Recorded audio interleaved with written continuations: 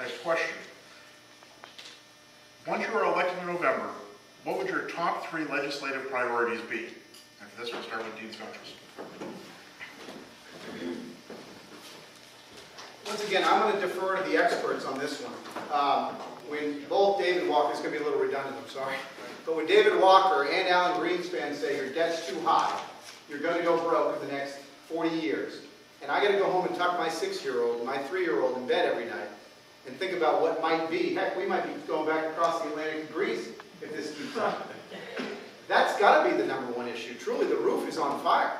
From a financial perspective, if we don't fix Social Security, Medicare, and Medicaid, we're going to be in trouble.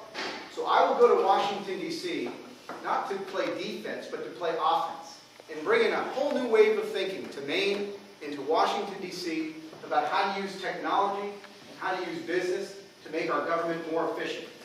Last year alone, 20% of all Medicare spending, 20% was waste, fraud, and abuse. You and I spent $70 billion on waste, fraud, and abuse. The kicker, we paid $5 million for 1 wheelchair. There is a whole economy that gets by with waste, fraud, and abuse off Medicare and Medicaid. And the administrators will tell you, well, we don't have enough people to manage the fraud and abuse. Once again, I came from a technology perspective where we use technology to deliver services and manage waste, fraud, and abuse. It is truly time we flush out career politicians and get in people like you and I who've worked in business, who understand what it's like to own, operate, and run a business in the modern economy, and update, what we started in 1776 to look a little bit more like 2008. Because as the world has gotten smaller and faster and cheaper, the federal government's done the exact opposite. So that's issue #1. Issue #2 will be illegal immigration. I've spoke about this. And the reason is it has a big economic impact on you and I. We pay $89,000 per illegal immigrant in this country. How many illegal immigrants in the country? 12 million. That's pretty good. 12 million. 3 million come over every single year. There is an economic consequence to this because they don't pay taxes into the system, but you and I pay their benefits, right? $89,000 worth per individual.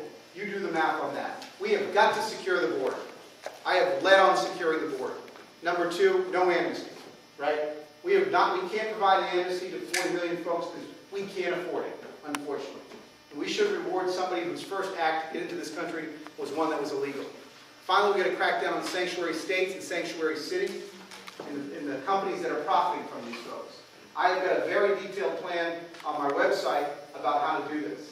So that's issue #2. Finally, I will go and I will talk proudly about fair tax and flat tax and how important it is we do what other countries are doing across the globe. It's really important to understand that we've ushered in democracy and free markets across the globe. Former Soviet bloc countries now have lower corporate tax rates than we do. Former Soviet bloc countries have moved away from progressive income taxes to flat taxes. 14 EU countries. Politicians, de Tocqueville said it best. The American Republic, the end is in sight when the U.S. Congress learns to bribe the American people with their own money. That's got to stop. And as Charlie said, the pork barrel spending, but we got to usher in new ideas to make sure, both from a revenue generation perspective and an operational perspective, we have the opportunity for the first time in my life and in generations to truly reduce the size of government. So that's what I'm going to work on. Thank you very much.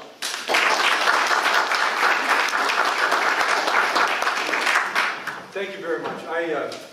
There are a host of things that you want to do as a member of Congress, and I think certainly the first issue that we should vote on is making the Bush tax cuts permanent. I think it's made a big impact on this economy, and I think it's important that we keep the tax rates low. We have to keep our capital gains taxes low. Beyond that, I think we should work for a fair tax, and I would support a fair tax. I think it's important, too, that we enact small business health care plans. That is a very important step forward in the issue of dealing with health care. But beyond that, I think, especially when you talk about the national debt, you hear a lot of talk about the national debt and how much we owe. But I want to talk for a second about a debt that is even greater. And that is a debt to the men and women who wear the cloth of this nation. Between the two of us, I'm the only one that supports mandatory funding for the Veterans Administration. because I believe that the debt that we have to our veterans is greater than any other debt that we have, because if we did not have the people who are out defending this country, who are out kicking in the doors, who are out going after the terrorists, we wouldn't be having this conversation tonight. They are what General MacArthur said, the thin gray line. They are what separates us from them. And we need to support the men and women who have lost limbs, who have been burned, who have mental health issues, who have post-traumatic stress issues. And I am making this commitment to you. I'm not talking about discretionary funding, because I don't think there's anything discretionary about losing your leg or being burned in defense of your country.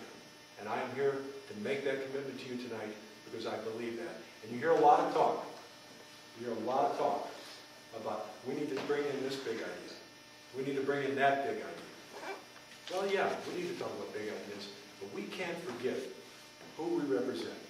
We can't forget the fact that there are small business owners in this state that need help, whether you're talking about taxes, whether you're talking about health care insurance for their employees. You need to know that, because you have to live that like I have. Both managing hotels, running my own small business right here in the state of Maine, in good times and in bad times. That's the difference. And you need somebody who will stand, not say they will stand on principle, but who has actually proven that they will stand on principle. I have done that, and I hope that you'll support me in this race.